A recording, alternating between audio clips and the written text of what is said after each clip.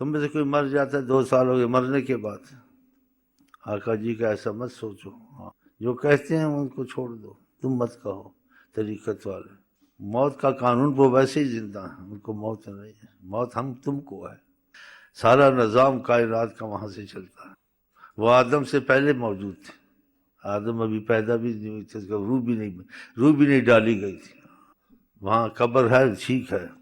دیکھنے میں قبر ہے، جس کی آنکھیں کھل جائیں استغفر اللہ کہے گا، کبھی قبر نہیں کہے گا، استغفر اللہ پڑھے گا قبر۔ یہ تو لوگوں کی سمجھ کے مطابق قبر کہا، یہاں تو قبر تو نہیں، یہ تو شہنشاہ دو عالم جل وگر ہیں، یہ تو سلام کا بھی جواب دیتے ہیں، ہاں سلام کا جواب دیتے ہیں۔ ایک دیہاتی، ایک بدوی عرابی آئے، اس نے دنیا کے حساب سے کہا جیسے لوگ ہوتے ہیں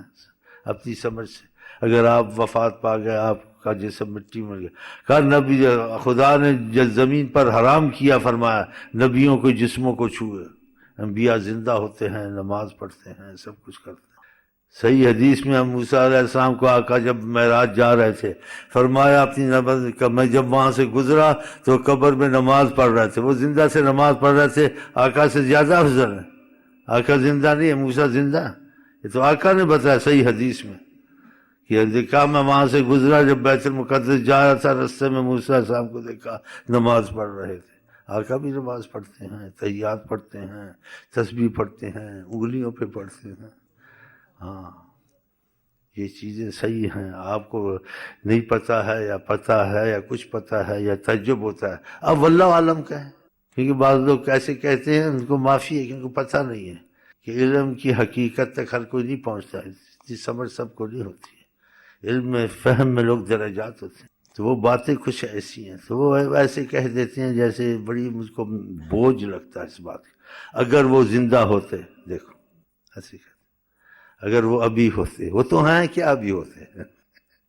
رحمت العالمین خدا نے بنایا تو عالمین کا بنا کے عالمین پہ اگر رحمت ہے تو محمد مصطفیٰ کی تو فعل ہے، رحمت للعالمین، اس کیوں کہا رحمت اللہ، اس عالمین میں اگر رحمت ہے، یہ چل رہا ہے حضرت محمد مصطفیٰ کے تو فعل چل رہا ہے، اس عالمین میں رحمت وہ ہیں اور کوئی نہیں ہے، اور وہ اللہ کی خاص رحمت ہے حضرت محمد مصطفیٰ۔ اللہ تعالی ہم لوگوں کو تھوڑی تھوڑی احساس پیدا کرے اور ساتھ حواس بھی ٹھیک رکھے، جب یہ چیزیں کھلتی ہیں آدمی ایسے ہو جاتا ہے، ہاں دماغ اس کا کہیں چلا جاتا ہے، سوچ کام نہیں کرتی ہے، کیا بولے کیا دیکھا ہے، دیدہ حیرت زدہ تک تھا۔ ایسی باتیں میں اگر کروں آپ پاگل ہو جائیں گے۔